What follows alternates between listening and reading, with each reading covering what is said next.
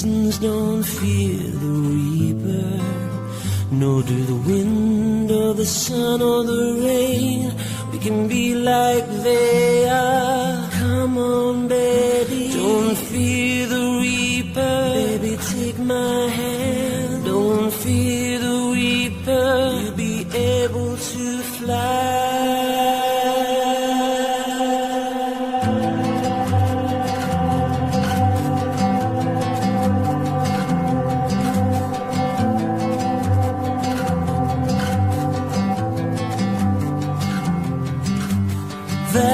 Valentine is done here, but now they're gone. Romeo and Juliet are together in eternity. Romeo and Juliet, women every day. And Juliet, and women every day. Like they are. Come on, baby, don't fear the reaper. Baby, take my hand. Don't fear the reaper. You'll be able to fly. Don't fear the reaper. Baby, I'm your man. La la la la la. La la la la la.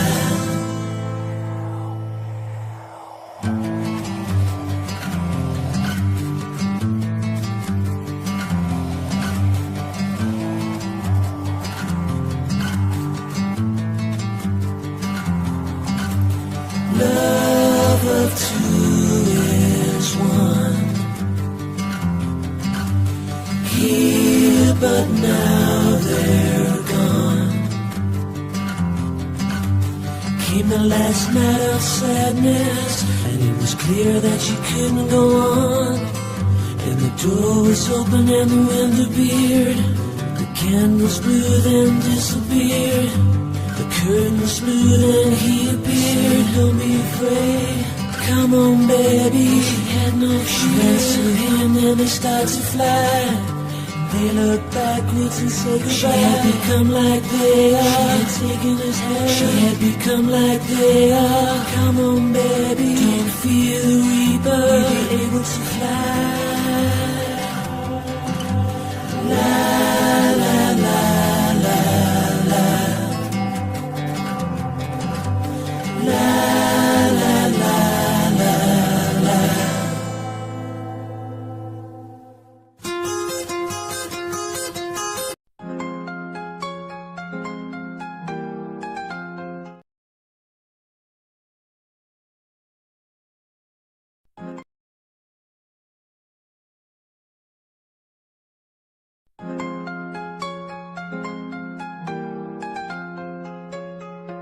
Let's begin with the clock. Its hands don't deceive. DM claims she saw him at 4:20. She swore to believe. 3 feet from her door, masked in black. But the car they alleged was his, caught on a different track.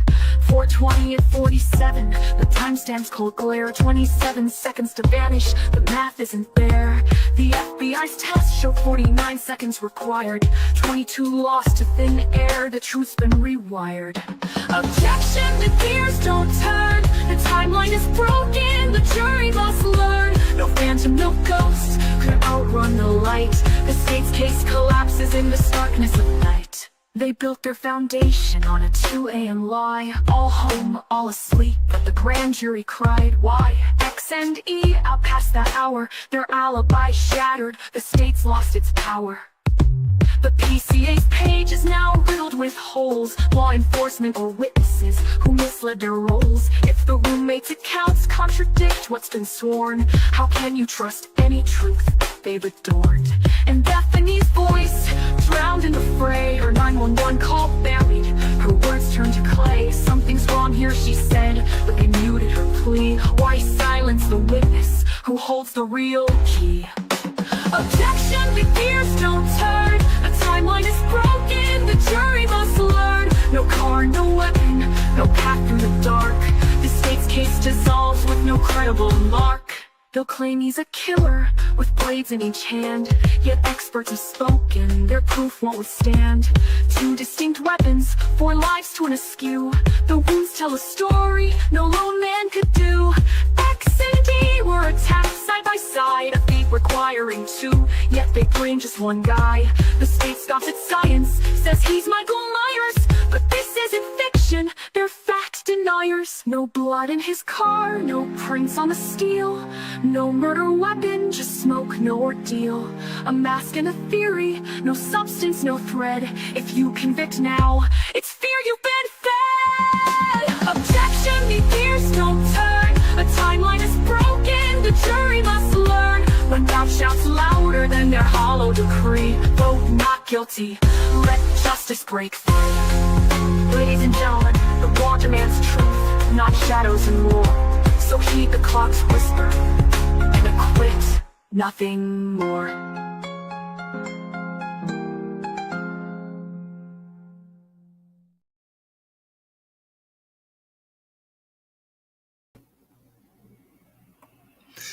Hello, good evening, my beautiful crime family.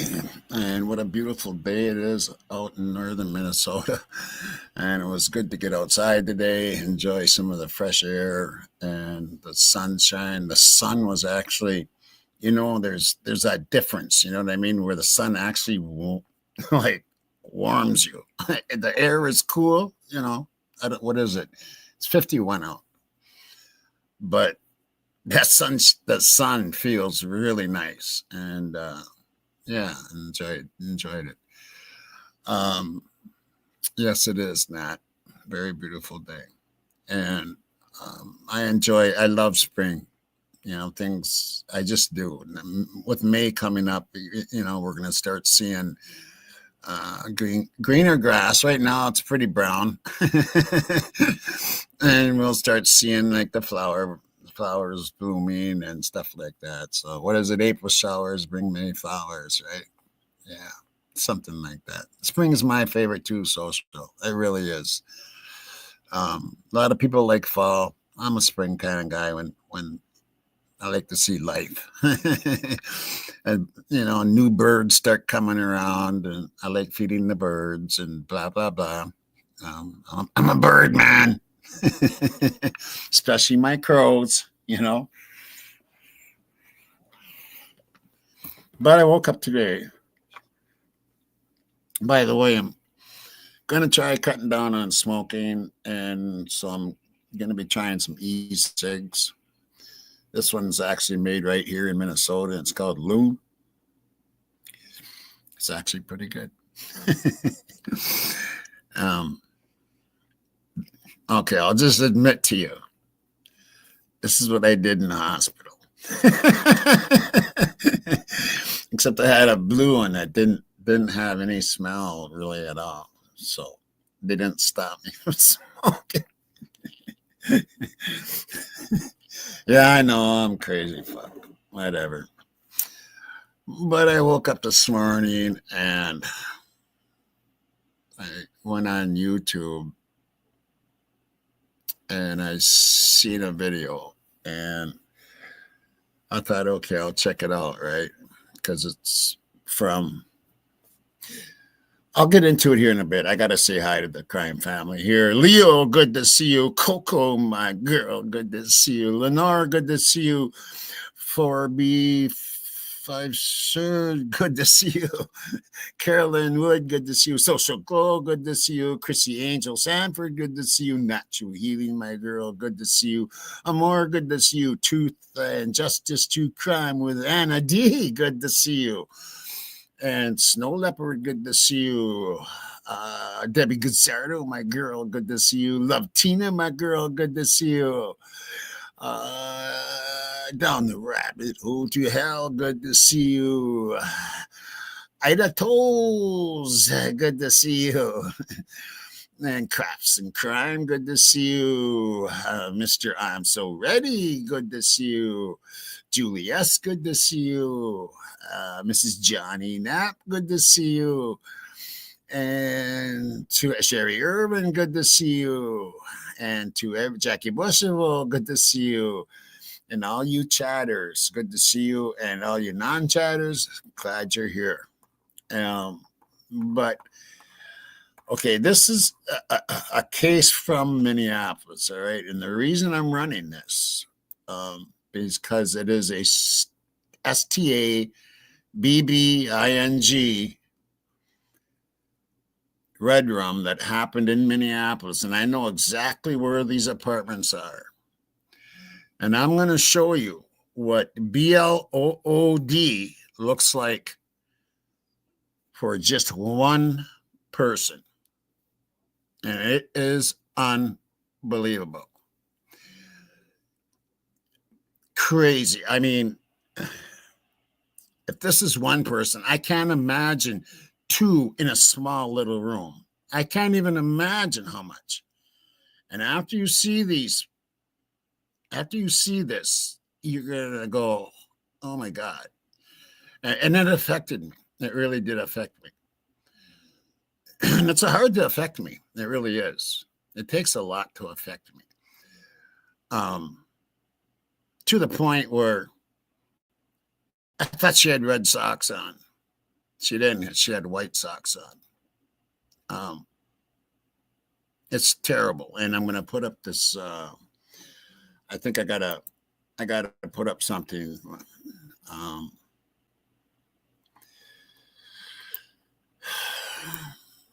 I don't want it right where I had it, so let me check out what I got to do here. This one here.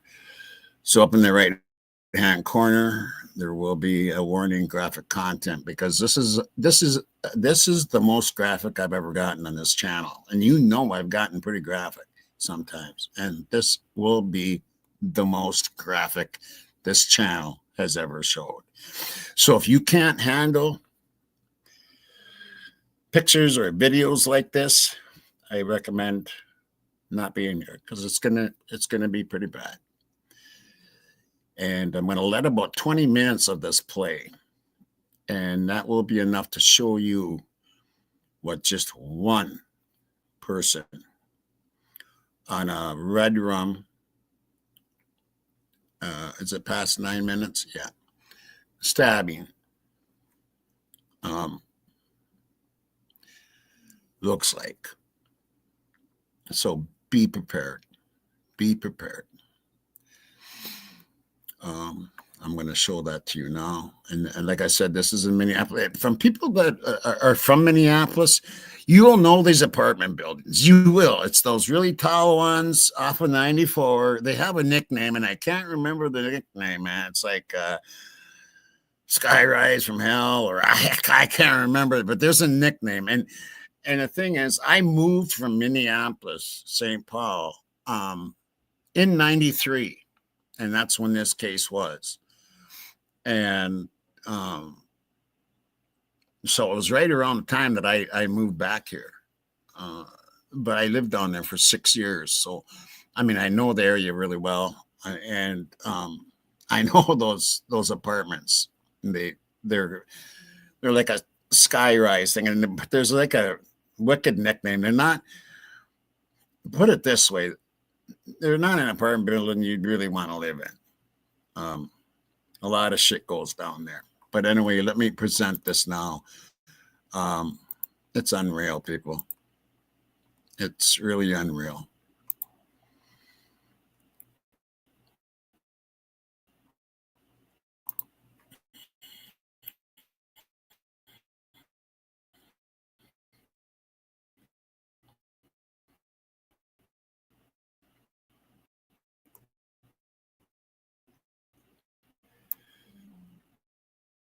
Oh, I had it loaded. I don't know why it's taking.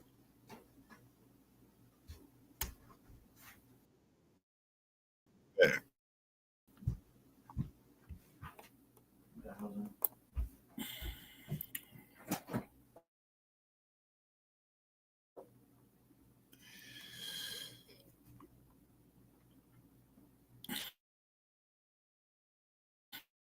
It's gone. I'm sorry.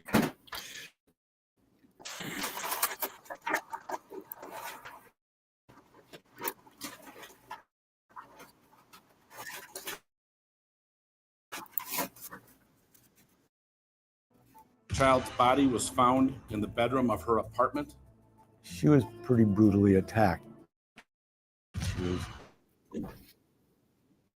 stabbed a number of times.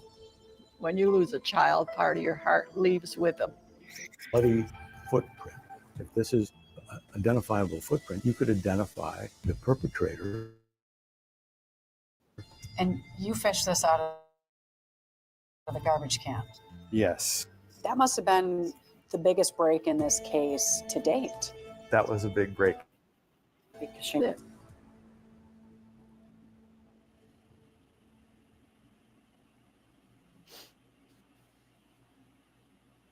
I'm glad that we have the memories we do.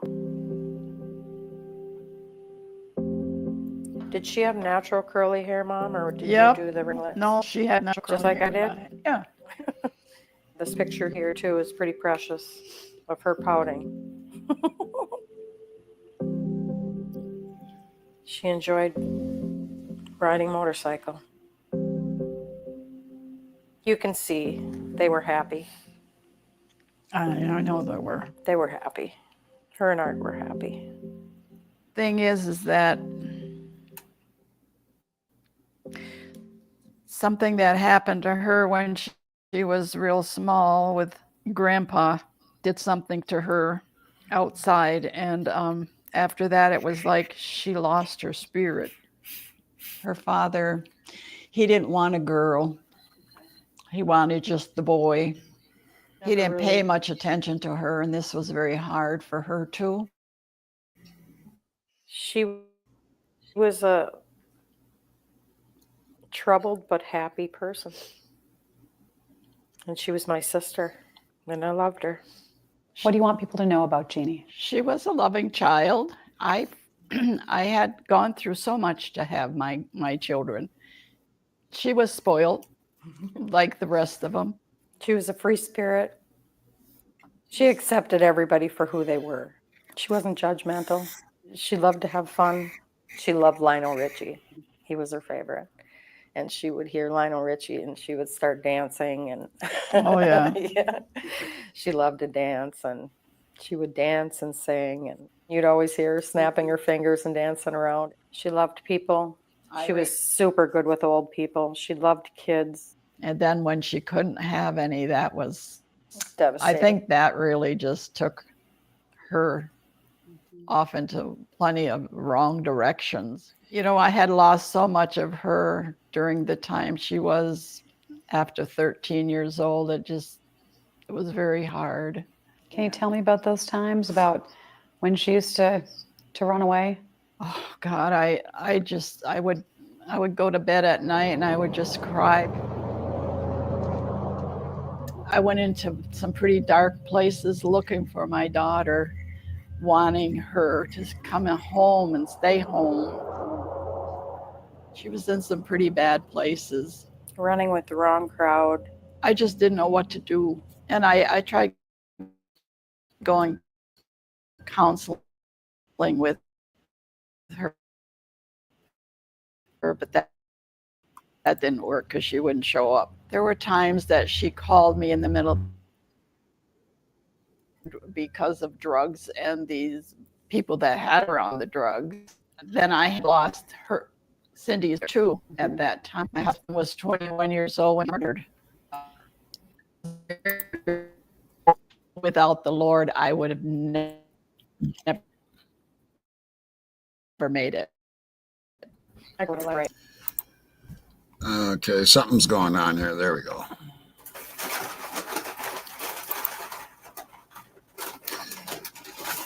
What did they say?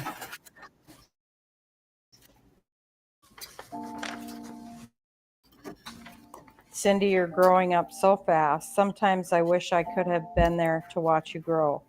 But my thoughts are always with you. And don't ever forget it. I hope that you have the best of everything.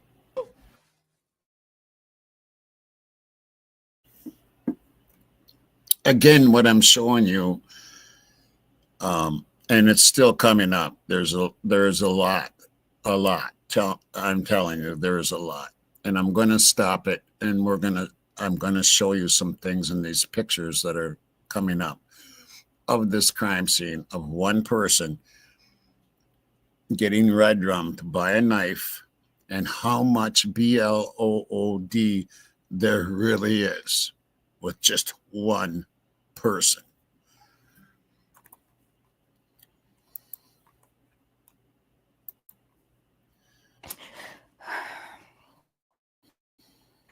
Cindy, I don't want you to make the same mistakes that I did.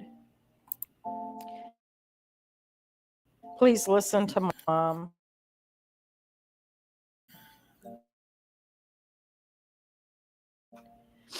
She does know what she's talking about. It might seem hard sometimes. She doesn't always say things the right way. She's not perfect. No one is. I hope you don't get upset with me. I just love you. Well, I'm closing for now. Right soon. I love you very much. Your sister. About Jeannie? Oh my! And I kept saying, "Please back home. I need to know what's going on."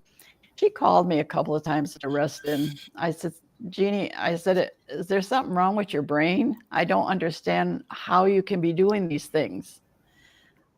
I just don't understand it. I know it's hard to talk about some of it, but did you know about the lifestyle she was living and what was kind of going on in her place? We did.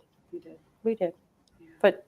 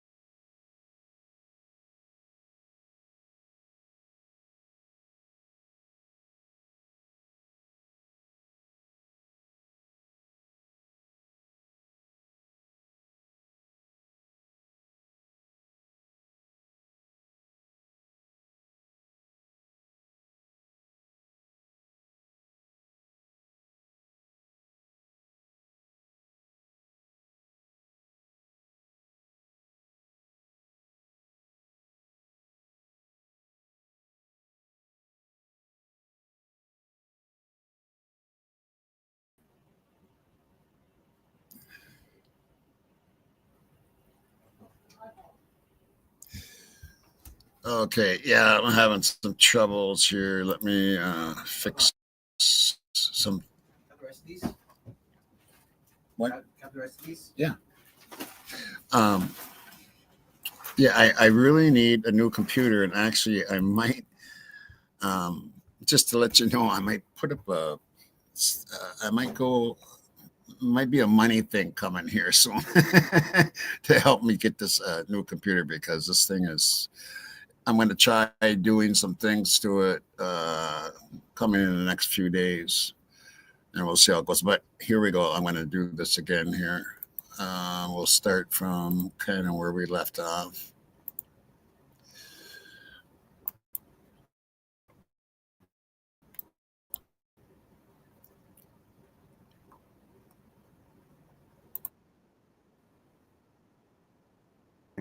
And the Horn Tower is here in South Minneapolis. Right.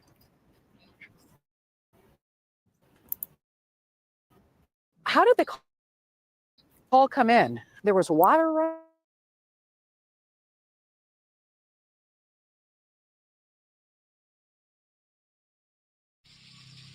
So they turn that off. And then, my gosh, they discover this body, Jeanie Childs, on the floor. And that's what started the whole event. I was doing hospice at the time, and the lady decided she wanted a television on. And they said there had been a body taken out of the building, and she was in her 30s that was murdered. I looked at the building, and I said, oh my God. I seen vehicle, and I called my husband, and I said, I think something happened to Jeanie last night. And he goes, what? I said, I think something happened to Jeanie. And he said, we'll call the mortuary and talk with them and see whether they brought it all alone. And I said, well, I'm in a client's home right now, taking care of her. He said, well, I think you better get somebody with you. He said, well, what is your daughter's name? And I said, Jeanie Childs. And he says, I'm sorry, ma'am, but that was your daughter. It's a scream. How would you describe? You know, a lot of blood distributed. There was some movement around and pretty brutal. What did you make of Oh, okay. I got to stop and ask. Are you guys hearing me right now? Am I here? I got to check and make sure that you guys are seeing the video and hearing me and everything.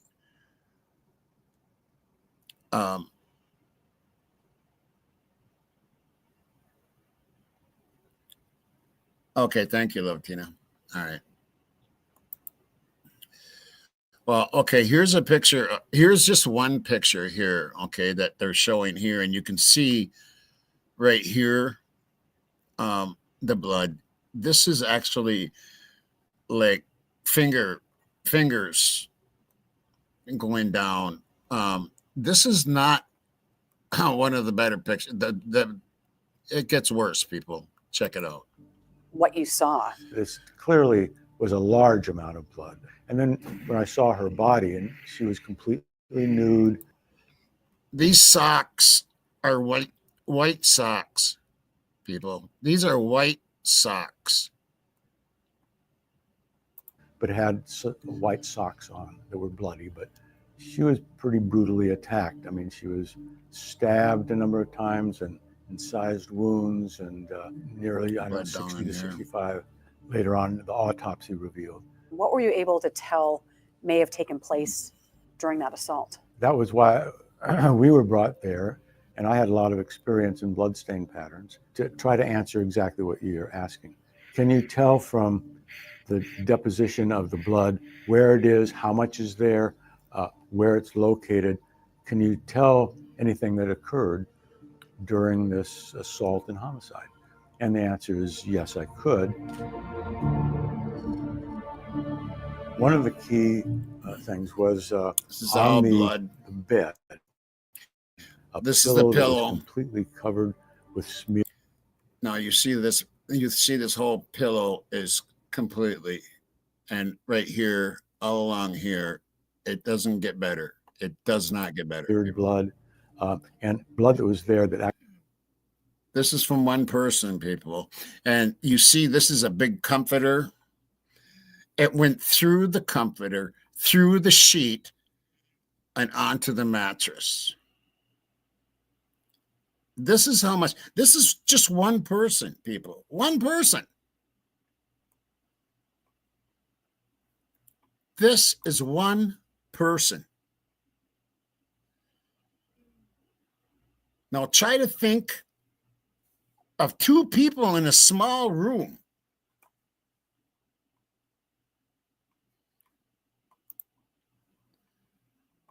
Actually soaked through the comforter onto the sheets, through the sheets, and into the mattress. And so it's clear from that Jeanie Childs was on that bed after she was injured greatly and bled a lot on that bed. Look at this. That was a Look at all major this. discovery. I know that my daughter was crying for me. I know she was. That hurts the most. I wanted to be there. I think every mother does. That'll never leave me. You try to protect them no matter how old they are. I can't ever forget that because I wasn't there, and I know she was calling for me. Then over by the bathroom, there was what we call impact spatter on the walls. We can tell by looking at the size and shapes of the stains where those stains came from. She was standing when she was assaulted in that. She was standing when she was assaulted. There's more here. There's some down here. And let's go on. That area. We can get these sort of snapshots of where these things happened. She was standing and was attacked. She was on the bed, bleeding heavily. She was in the bathroom, moving around. Exactly how that happened or which one happened first or second, I can't positively say. I wanted to go and see her and they wouldn't let me. And I didn't see her till the day that we had the funeral. And she didn't even look herself. She was so cut up.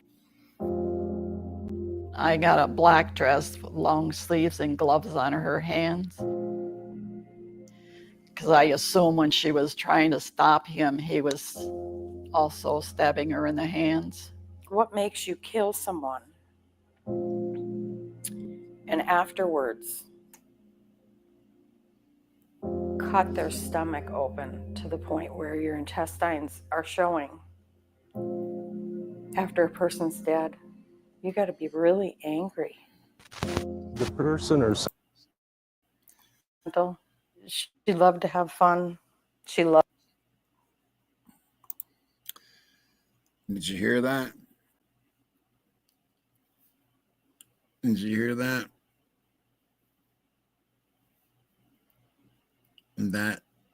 And we hear about things like that from the Idaho 4, that things were done like the heart. We don't know for sure. We don't know. But someone that's very angry.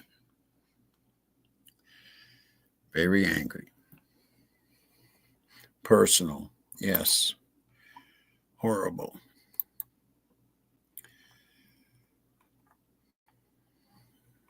Yeah, exactly, Casa.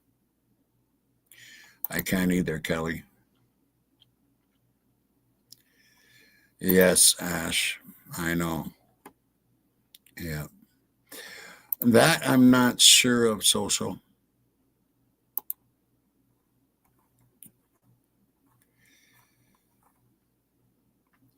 Right, Chrissy.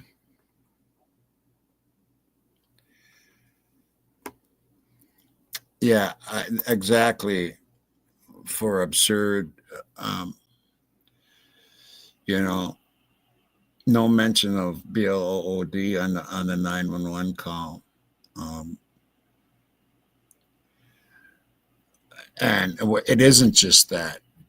What it is that they were going in that house with those little blue booties on, and they were coming out, and they didn't have even a spot of BLOOD on them.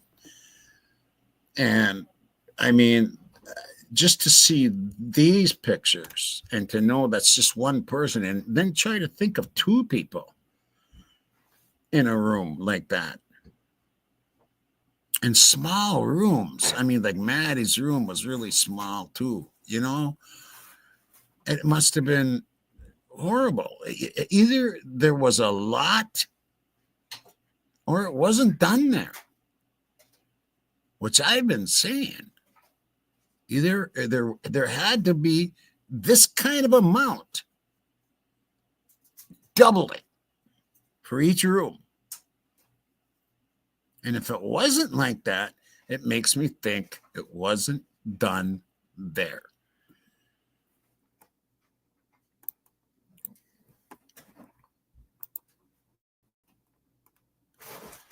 Loved Lionel Richie. He was her favorite. And she would hear Lionel Richie and she would start dancing. And Oh, yeah. yeah. She loved to dance, and she would dance and sing, and you'd always hear her snapping her fingers. We've already been through all that. Okay, where are we here? Why did it go backwards? Okay.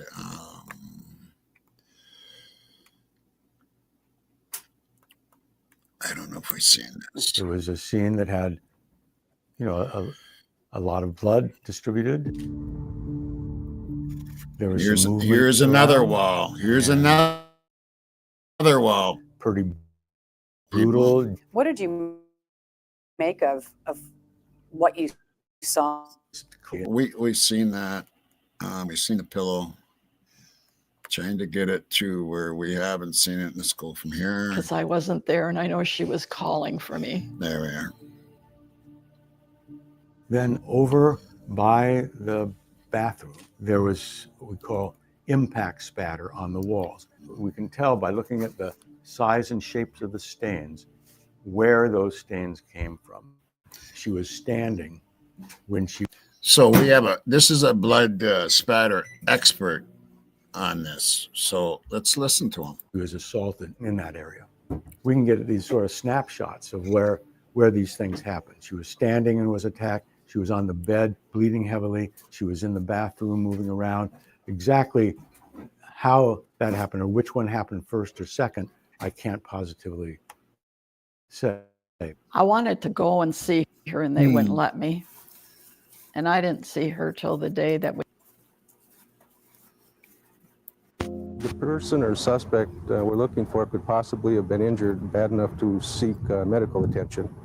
And so we're hoping somebody's seen somebody hurt in the arms, hands area, maybe even the chest and face. But we do believe that he did sustain injuries. You're looking for evidence.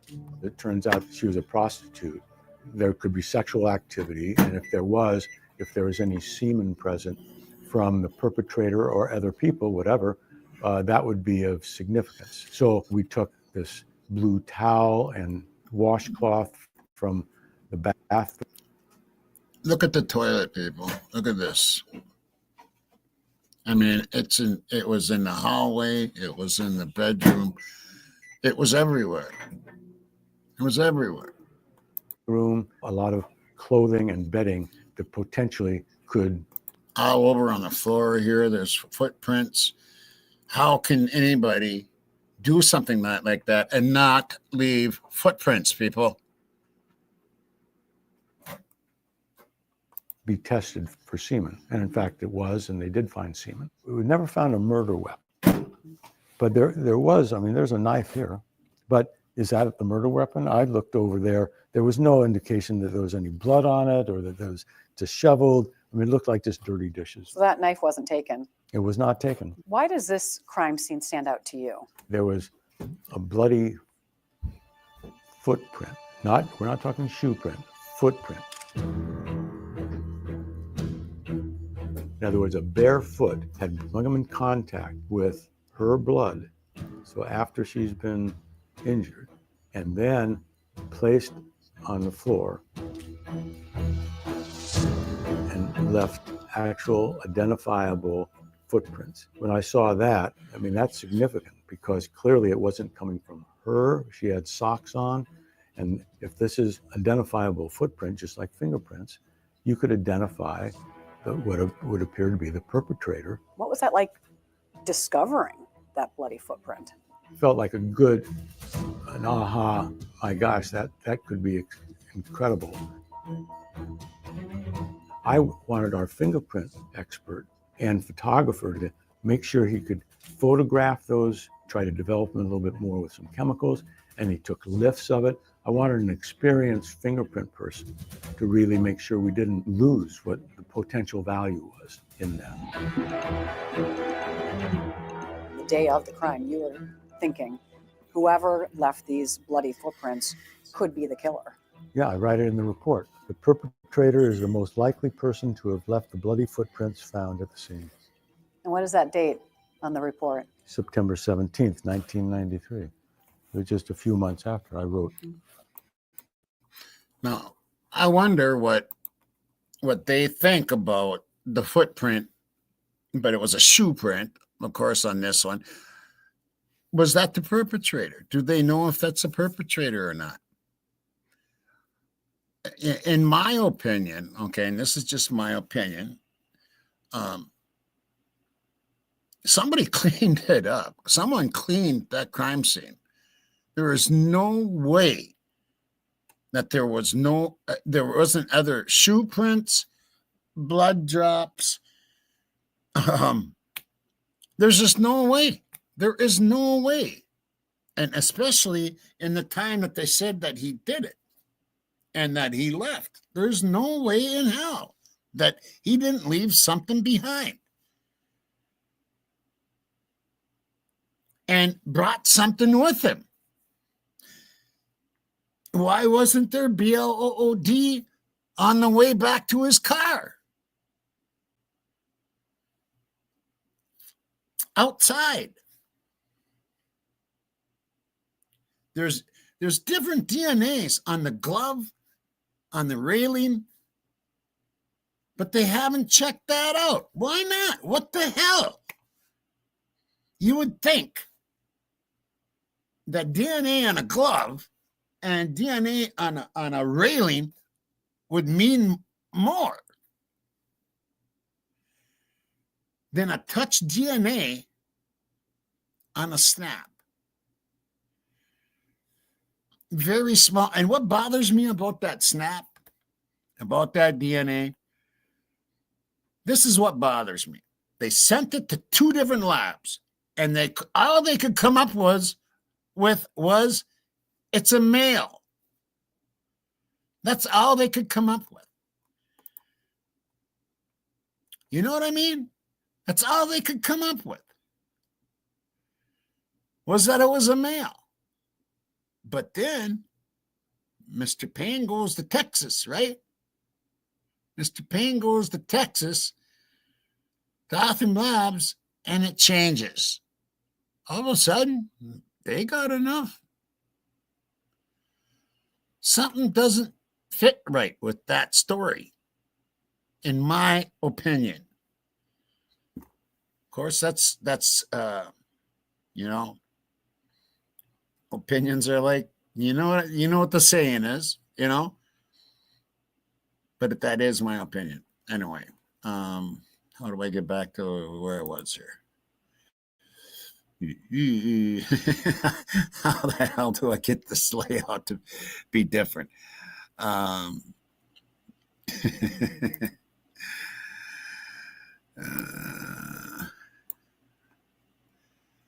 me see here.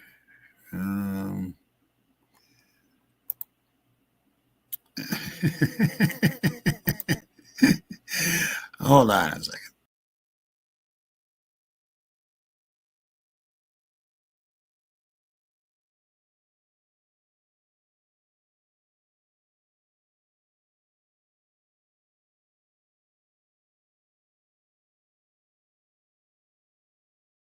My opinion, and still is. And in fact, for a year or two, a number of suspects were developed, and they took their footprints and they didn't match. So that was a good thing. In other words, a lot of people think the only thing you're looking for. One of the people that was looked at was Jeannie's boyfriend, Art. As always, you look at who's close to that person. And so her boyfriend was looked at initially in the investigation. She was happy with Art. Art was a pretty good guy. He always treated her good when he came to the home with her, and he was always very polite, and he was at the funeral. There was this hairs that were taken. What do you make of the hair that was on her hand? Evidently, it turned out to be hairs that corresponded to the actual owner of the apartment. Her boyfriend. Well, if that was her boyfriend, he was out of town and let her use the apartment, is what I was told. Okay, is he a suspect? Of course he was a suspect. And of course, my son said, well, he probably did it, Mom. And why are you talking to him? And I said, no, he did not do it. No, you didn't think he was responsible? No. Why not? No. What made you clear him? Because I didn't get that vibe that he was that type of a person. How did his hairs get on there? Well, he lived there, of course. So to me, that's a reason that was probably there. And in fact, that was one of the first people that was tested, and his foot was completely different than the bloody footprint that was found there. He had a solid alibi that he was in Milwaukee. He was with a friend, and he had others that could back that up. And his footprint didn't match. Investigators would develop other suspects, interview people who lived here at the Horn Towers. They'd collect DNA, talk with clients, including one Jeanie Childs apparently called Fatal Attraction. According to reports, he volunteered to give his footprints. They questioned a woman who said she saw Jeanie with a case of beer with a tall, slender man wearing a trench coat the day she was killed, with him running away from the building later. None of the leads panned out, and the case went cold.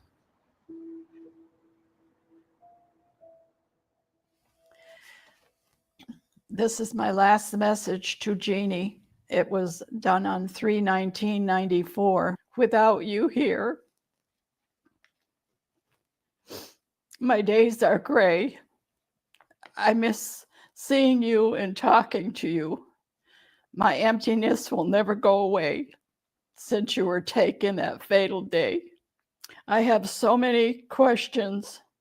They all begin with why, especially for the name of the man who chose for you to die.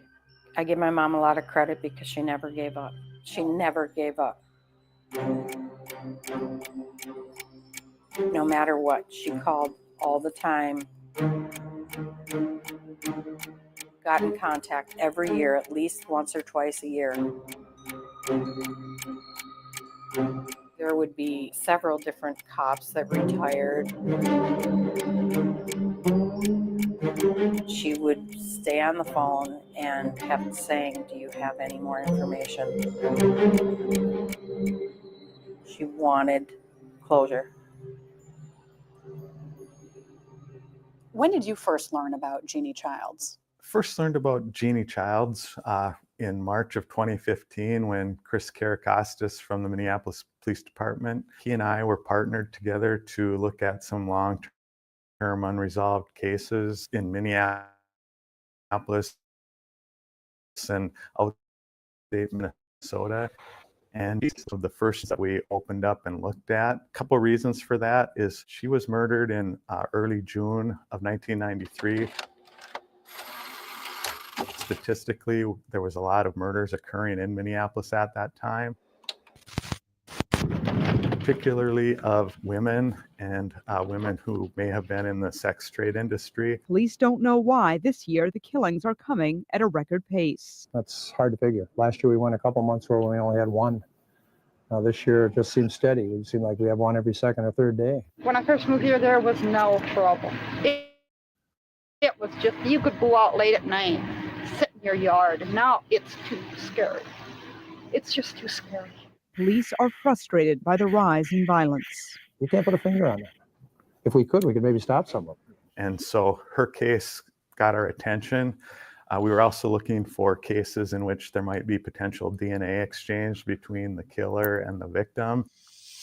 And in looking at the crime scene photographs, we were struck by the level of violence that was occurring, and also that there was a high photographs. We were struck by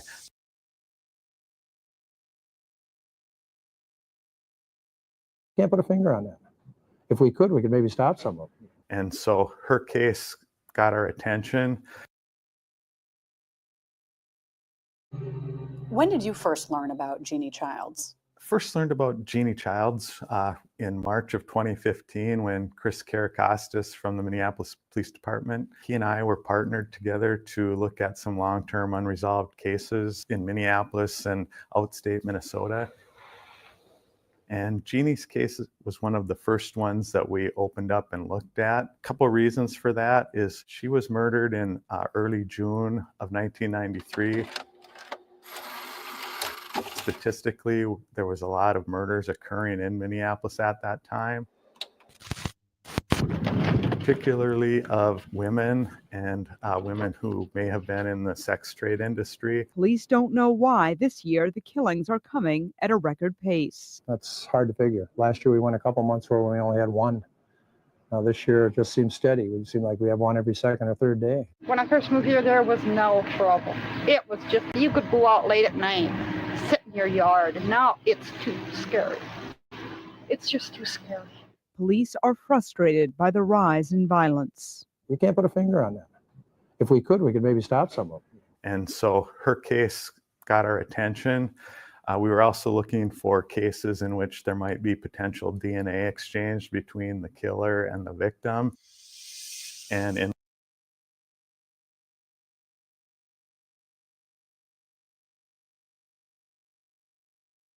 Look at that, people. There's, again, just one person.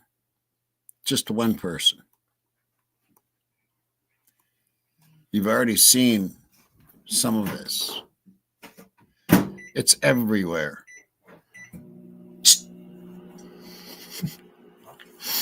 It's everywhere. And looking at the crime scene photographs, we were struck by the level of violence that was occurring, and also that there was a high likelihood of potential DNA transfer that we could maybe look into. Why does DNA make a difference? Look at that, people. Again, one person. Try to think of two people in a small room. How bad it would be.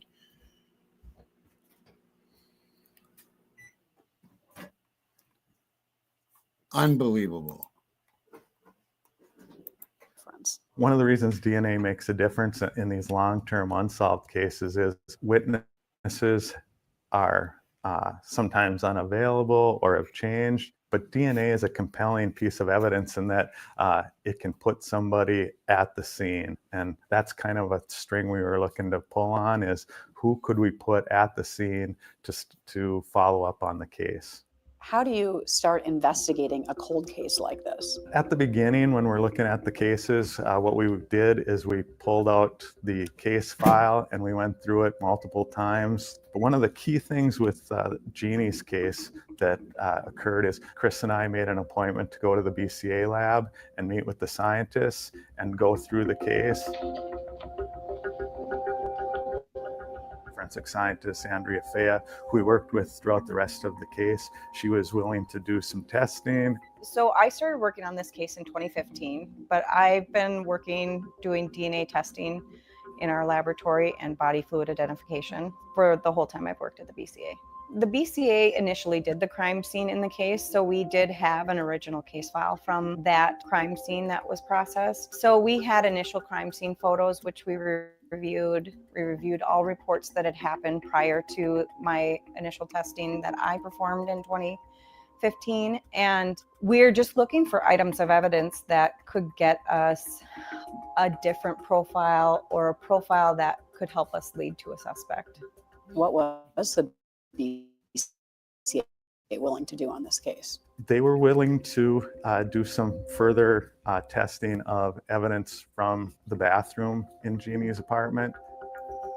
We also made an agreement with them that we would follow up on a CODIS hit that had occurred in the stairwell. There hadn't been a chance to follow up on that. So we said we would look into that DNA hit from the stairwell if they would do the testing. What did you get? We had a profile in 2012 that was from semen that was on the comforter and the blue towel. Those two profiles matched. And then when I did further testing on that shirt and the blood stain from the bathroom, and then also cloth, they all had DNA that was similar or the same profile. What did that tell you? It just told us that whoever that individual that was depositing that DNA was most likely, or could be, the perpetrator, or had definitely been there during the time of the homicide. We still didn't get any leads into who the suspect was. And then followed up on the DNA hit that was in the stairwell. That turned out to not be the person who did it. We interviewed them, obtained their footprints, and their footprints didn't match the footprints that were left at the crime scene. In 2015, we also had some other cases that had our attention that we needed to focus on at that time. And so the case sort of sat for a little bit.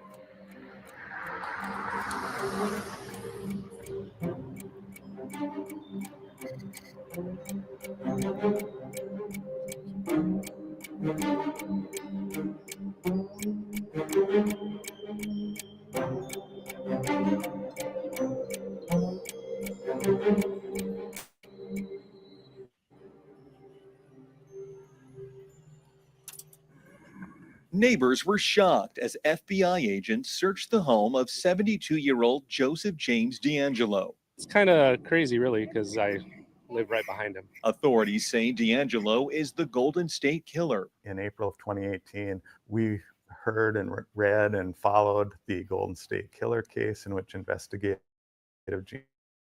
genealogy was used. Investigators first narrowed in on the so-called Golden State Killer by plugging DNA from a 1980 double murder into a genealogy website, finding family members, which led to him. With a suspect at their fingertips, this spring they followed him to a Sacramento area. Days later, investigators recovered another DNA to match to DNA evidence left at one of the crime scenes. So that high-profile case got your attention in this case. It did. We knew that we had unknown DNA in Jeannie's apartment, but we didn't know whose DNA it was. It was really striking when we called out to California and spoke with Steve Kramer on the phone. He immediately said, "You are going to identify who did this using this technique." What were you thinking at that time? I liked his confidence, and I figured it is a powerful technique. We still had extract, which means we still had sample left for them to send to a laboratory that did forensic investigative genetic genealogy. Sergeant Karakostas.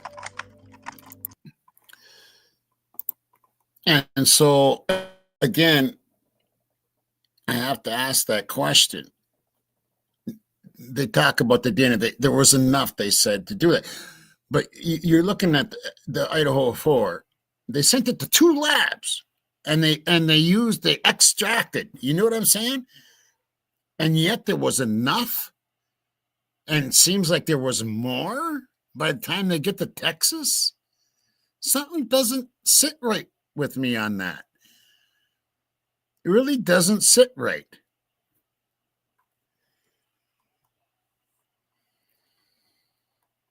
I'm going to let this go until you see who did it, and then that'll be the end. Uploaded it into the commercial databases, and Steve Kramer from FBI Los Angeles, he contacted the genealogist that he had worked with in the Golden State Killer case and had her assist us in creating the family trees and working on the DNA aspect of it. We uploaded the results in October. On January 2nd, I emailed the genealogist later that afternoon. And that's another thing. These people are open. These people are open about what they did, how much there was. Do you know what I'm saying? They're open about it. They're not trying to hide the IgG. Why are they trying to hide that IgG? I don't know if there was how did it grow? Because there was barely enough to know that it was a male. And then all of a sudden, by the time it gets to Texas, there seemed to be more DNA to extract. Are you fucking serious? Is Othram Labs that much better than state criminal labs? Something doesn't make sense to me in that transfer from Idaho to Texas. Something doesn't make sense.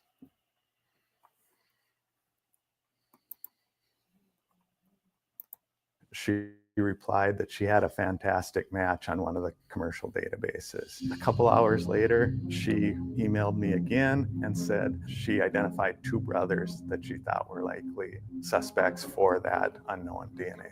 And so where did you take it from there? You had 2 names as possible suspects. The person who left that DNA likely had brown eyes. So with the 2 brothers, one of them had brown eyes and the other had hazel. So we focused on the person that had brown eyes.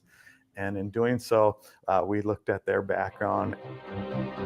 They had 2 previous arrests for soliciting a prostitute in Minnesota. So that was also something that caught our attention. And what was the name of that person that you were looking into now? Jerry Westrom.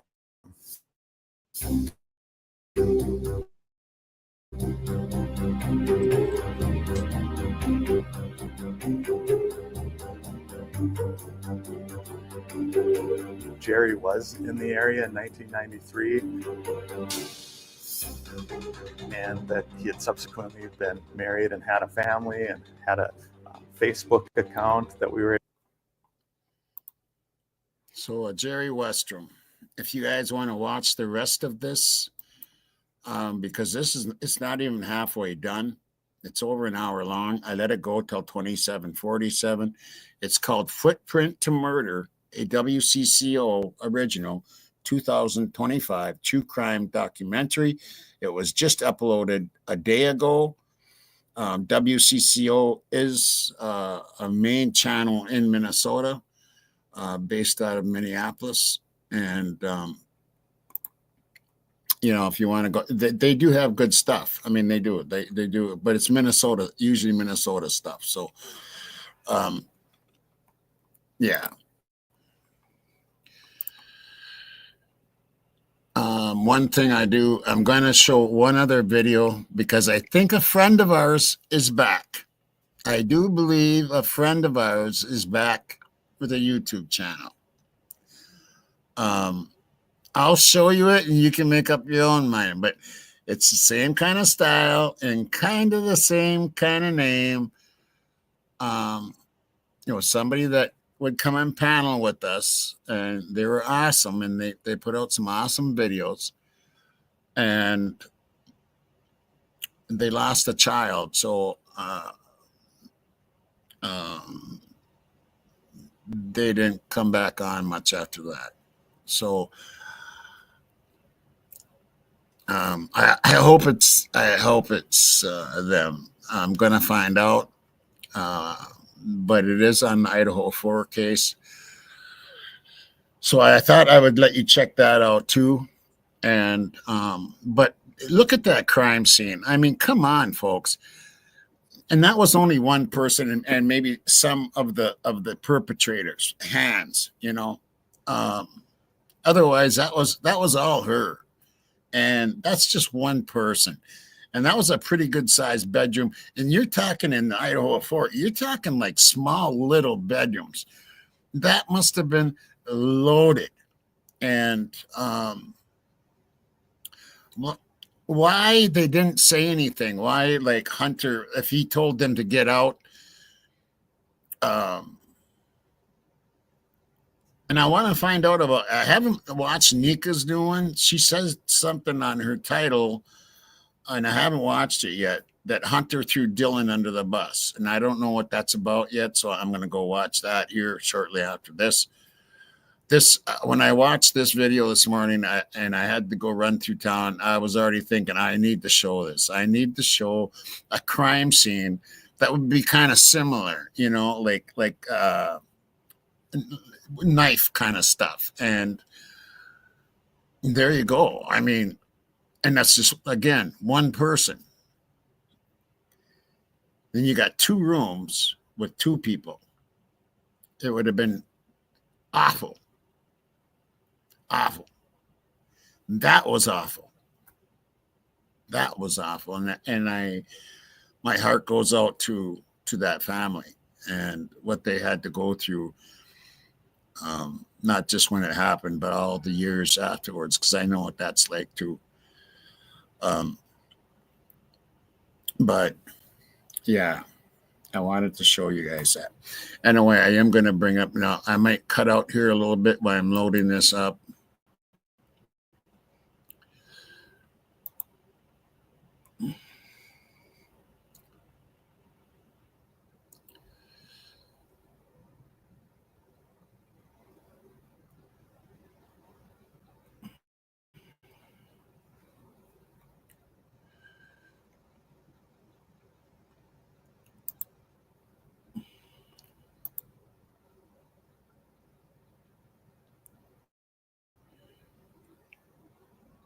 It's taking a couple minutes here, but I think it'll be worth it. Okay, so we'll find out what you think.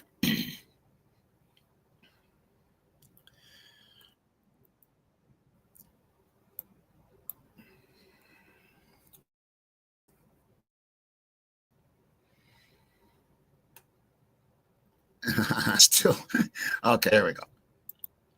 Okay, it's loaded up. I'm going to wait until this doesn't be jerking around. I really need a new computer bad. I'm going to do some work on this computer coming up here. Delete a lot of stuff and get a RAM. I think it's my RAM. I'm going to have to do something. But anyway, I got new lighting. I got new lighting. But anyway, let's go to this and let's see if you know who I'm talking about when I say I think a friend is back. Okay. And this gets into, and we do need to think about this. We do need to think about this. And let me show you what this is. It's just a short video. Yeah, thank you, Mark and Betty. Okay, so here we go.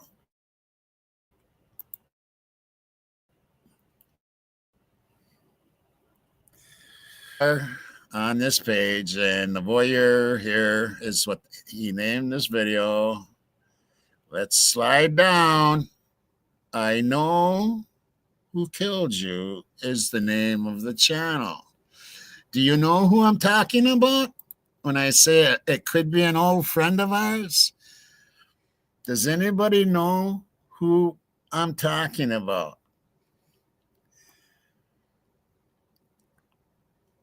Does anybody know who I'm talking about when I say I think an old friend might be back? And the name of this channel is I Know Who Killed You. And every one of those has a dash in between.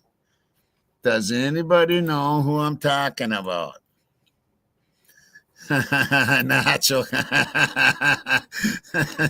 I think you were on panel a couple of times with us, with him. Yeah. So, yeah, I know what you did. I have a feeling, it's kind of the same style. Let's take a listen. No, not Gak. Not Gak. No, his new channel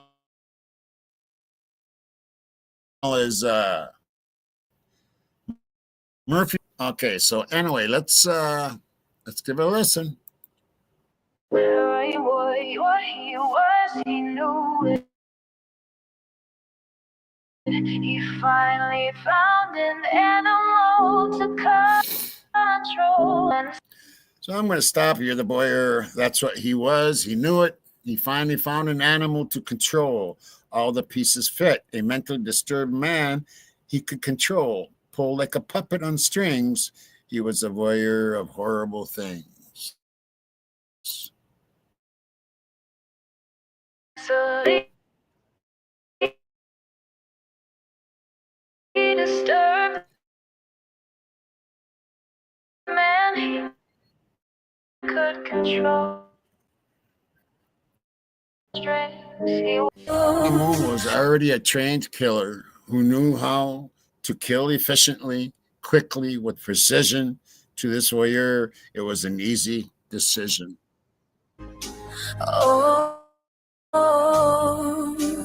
It's the lyrics of the song. His animal was already a trained killer who knew how to kill efficiently, quickly, with precision. To this voyeur, it was an easy decision to live out your fantasy, enjoy the thrill, but manipulate someone else to kill. Oh, visions he could enjoy, even when no.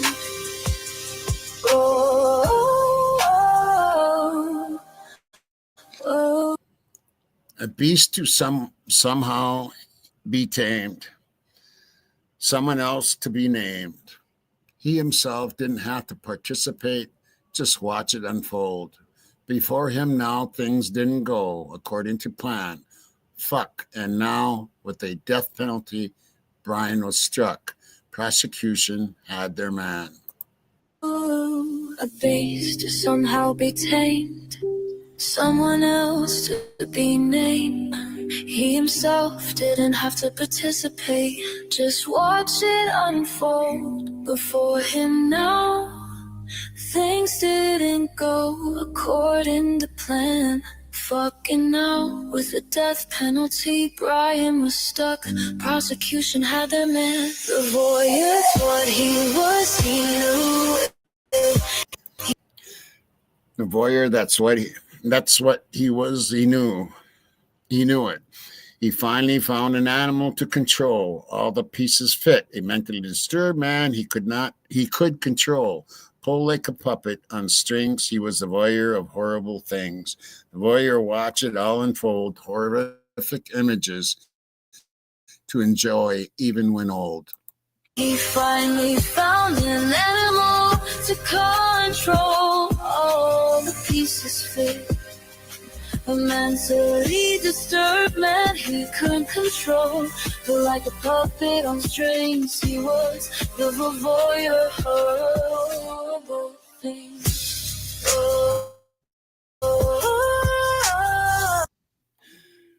Now, look at this picture here. He's pointing at the K-bar, and Brian, a question mark. And then I can't tell if this is Jack or Matt Moy's dad. Who is that? Does anybody know? Yeah, it does, Nacho. It sure does. Yes, it does. And you could be very right, Mr. I'm So Ready. You could be very well right. And we have to look, we have to look. That's what I love about my family here, because we look at everything. We look at everything and we tear apart everything to see what we gain, what kind of knowledge we gain out of this. And yeah, that's what I thought too. And Jackie says, not Jack. Okay. And Mark Betty says, looks like Jack. And that looks, and Natural says that looks like Jack. And then Chrissy Angelo says it's not Jack. Okay. If it's, put it this way. If it's Jack, it's Jack. If it isn't, then it's probably Matt Moy's dad. Or I wish somebody else was here right now, and they're not here in the room. This could be, do you remember Jonah? Do you remember my show on Jonah Chapin? And he was looking directly into the camera at the grub truck.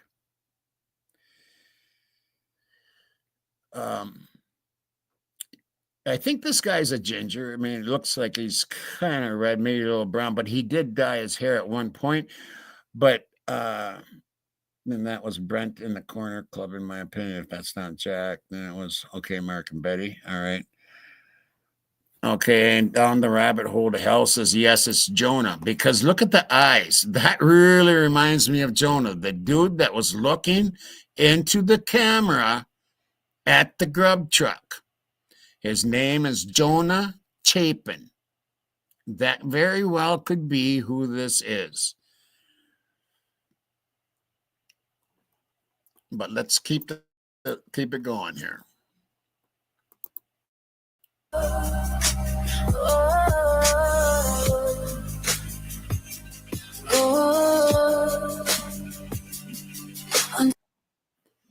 So there's a person on 4chan, and this is what he says. Dude, I really have no idea. I know he's cold-blooded, though. I'm serious. If I was a millionaire, I would have, I can't read that one part, him to be a personal bodyguard. This guy would not hesitate to red rum someone. In fact, I think he enjoyed it. Don't want incriminate myself, Brent, or any others during our deployments. Certain people had absolute remorse and never reflected on the carnage we caused when we got back home. In fact, if given the chance to do it again, they would. Now, this is just speculation, and I don't know if I don't know what that word is, and then red drummed anyone in Idaho, but I will say he would kill at red drum 1,000 people if he was told to without blinking an eyeball. He was a good order follower, and I think that's why he could never hang up his rifle. When he was prepping to get the military, he was already trying to find out similar careers. I just don't know how you'd end up in Pullman, Washington, of all places, coincidentally, right up the, I can't read this. I don't know what that is blocking it. But this is on 4chan, dated 1/12 of 23. And it sounds like this guy knew Mr. Kopaka and that they deployed together, is what it sounds like to me, if it's true. If it's true, again, this is 4chan, and this is Once Upon a Crime Time. This is speculation, and I'm just reading what's out there and sharing information. Unforeseen events out of his control. They ended his animal before the story was told. And now here he was, caught in a mess, caught and trapped. This didn't quite work out how he had mapped. The boy is what he was, he knew it. He finally found an animal to control. All the pieces fit.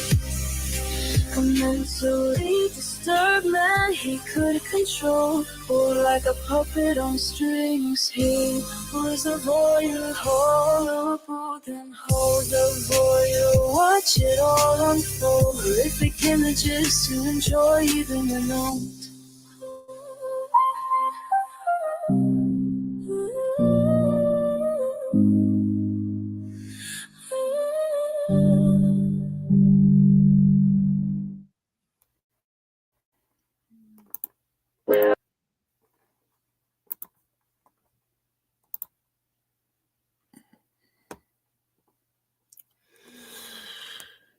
Okay.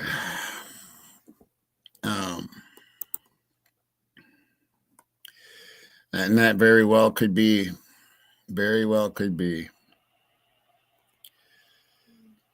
What's that, Jackie? Hey, Toes.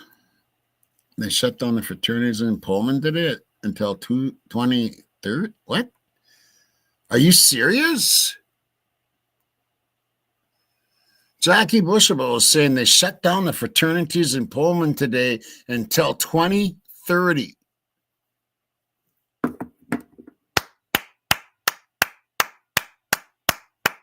Standing ovation right there.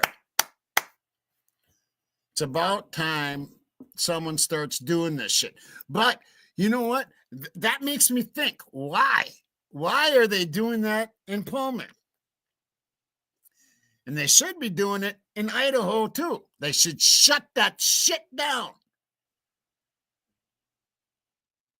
Wow. Wow. That's huge. That's huge. That's almost like saying we think they're involved. We think something's wrong in here. Something's wrong in here. Exactly. Mark and Betty says the car was a 2013 Kia Forte X. Yeah, I have no clue. I know it wasn't Brian's car riding there, but I'm going to tell you something. When we look at this, what we just seen, who I think is an old friend of ours, and he's doing this Kopaka thing, Brian, and this Chapin kid, if that's who it is, or Jack. You know, but the eyes look like that Jonah kid. When we look at that, Rory reported 2 years ago about that 7 minutes where he could have picked up Kopaka on the way. And then on the way back, another 7 minutes that were missing. And right around Kopaka's apartment. So we have to think of all things. Was Kopaka involved? He was a trained red rummer. I mean, seriously, people. I mean, the dude knew how to do that kind of shit. And if there was only one person, he would be the one to be able to do it. There's no doubt in my mind. Did he do it? I can't say. I can't say. We can't say. It's speculation. But should he be looked into more? Yes, I think so. By the investigators, I mean, by the police department and investigators. I mean, we already know there's 2 perpetrators, right? Everybody knows that. And why they're not naming anybody else.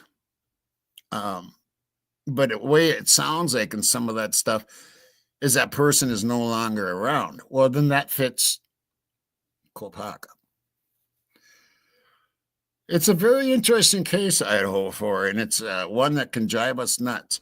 I do want to say, though, I seen somebody thought that this might be the part 2 of the book, The Rituals. That's going to be not this week. It's going to be next Wednesday. Okay, a week from tomorrow is going to be part 2. Then on Friday, what is the date? Let me look at the calendar. So, we're looking at May. Let's see, this Friday is May 2nd. So May 9th, we are having Birdie will be here live on this show. So anybody that knows Birdie from TikTok, and he's well known on TikTok, and he does have a YouTube channel that's just starting to grow. He's only got a couple hundred. He doesn't work, but he does have that great TikTok channel, and he will be here May 9th. Birdie will be live on Once Upon a Crime Time, and we're going to talk about some pretty dark stuff. And so I'm happy to announce that we do have that booked. It is etched in stone. So anyway, I went on, I did what I wanted to do. I wanted to show you what a crime scene would look like with just one person. And so you can kind of imagine what 2 people would be like. And you know what? It could be, if it was done there and everything, there could be enough to leak outside a building, especially if it was done on the floor right there. I think there's, depending on how the building is built. And with that building, I mean, that building was built about as cheap as you can go. Crazy how loud that place was. Anyway, yeah, I might agree with that, Mark and Betty. We don't know what to think yet. We really, I jump around because it's such a wild case. And we just never know what's coming up. And yeah, unlevel floors. Yeah, it was an awful house, actually. And those tiny little bedrooms and shit. Jesus Christ. Yeah. But there's so many. I'm really wondering how Anne's going to do this.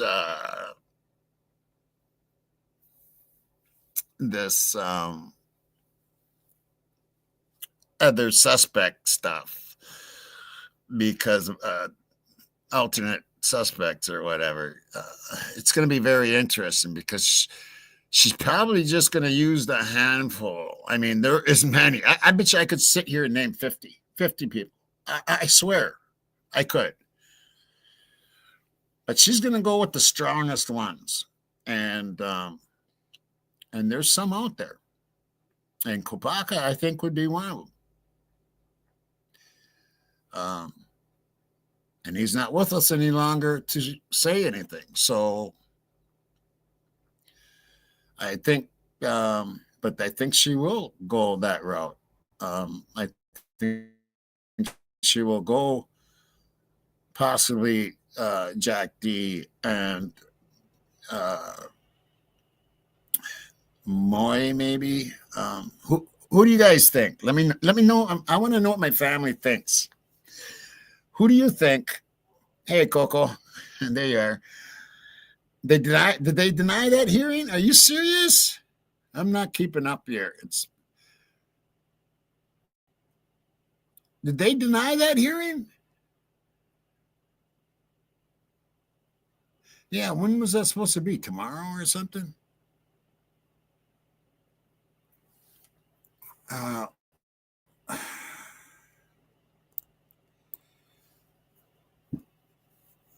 Did they really? Banfield boys? Yeah, you could go on and on. I mean, like I said, I could sit here and name 50 different people. I got to find out if they denied that hearing or not. Does anybody know about that? That would really suck. That would really, but you know what? It wouldn't fucking surprise me.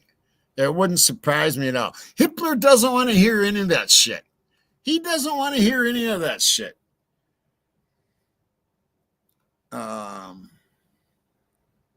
Kathy dropped a lot of drops.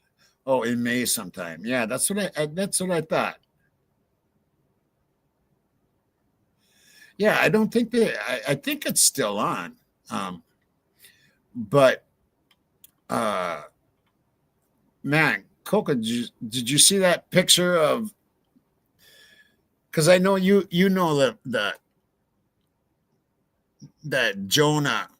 Did you see those pictures? Do you think it was Jonah or Jack on that picture that I showed? I don't know. You can look back and take a peek and let me know what you think.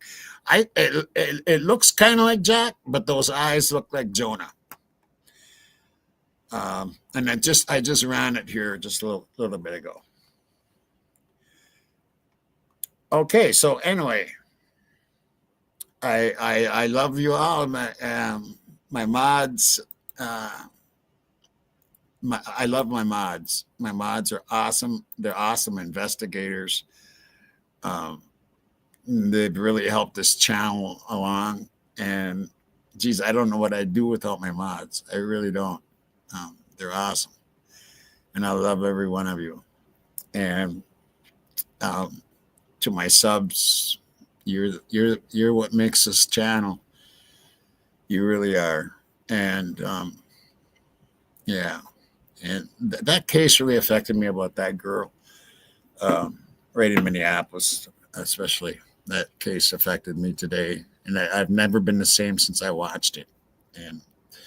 But anyway, yep. I want to thank you all. And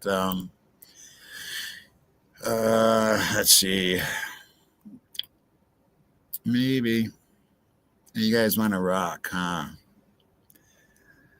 Okay, well, then I might have to look a little differently here. Okay, anyway, until next time, rock and roll.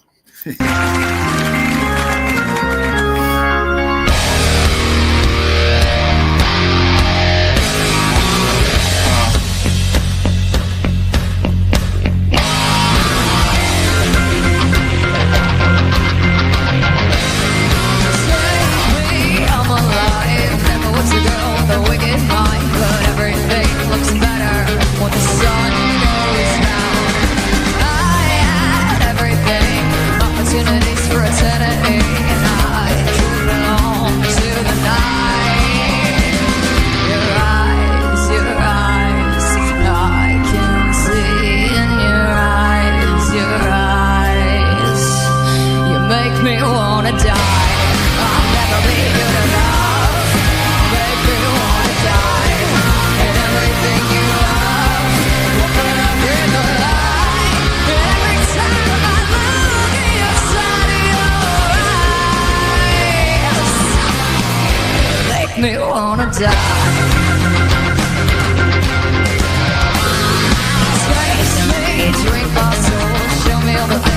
should know there's a blue moon on the rise. I had everything, opportunities for eternity, and I could belong to the night. Your eyes, I can see in your eyes, everything in your eyes. You make me wanna die. I'll never be good enough. You make me wanna die. And everything you love will burn up in the light. And every time I look inside your eyes, make me wanna die.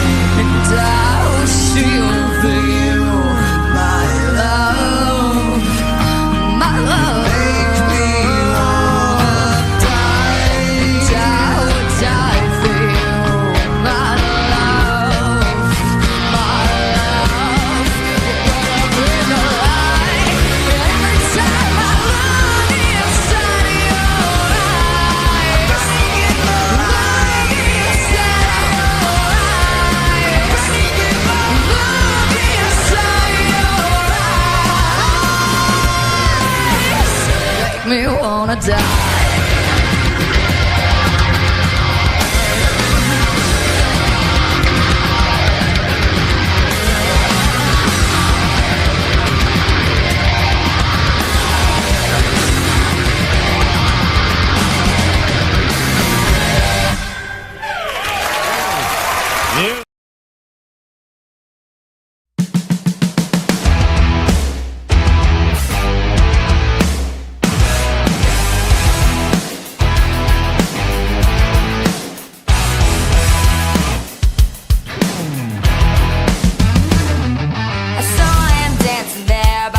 Machine.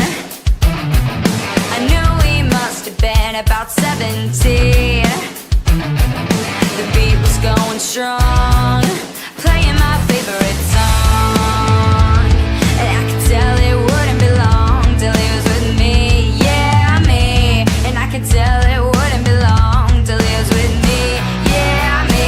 Singing I love rock and roll, so put another dime in the jukebox, baby.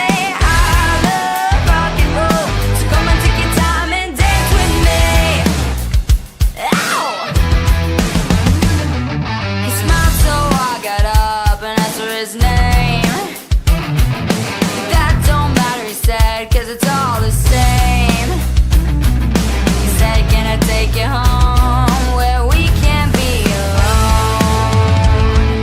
And next we're moving on. He was with me, yeah, me. Next we're moving on. He was with me, yeah, me. Singing I love rock and roll, so put another dime in the jukebox, baby. I love rock and roll, so come and take your time and dance with me. Ow!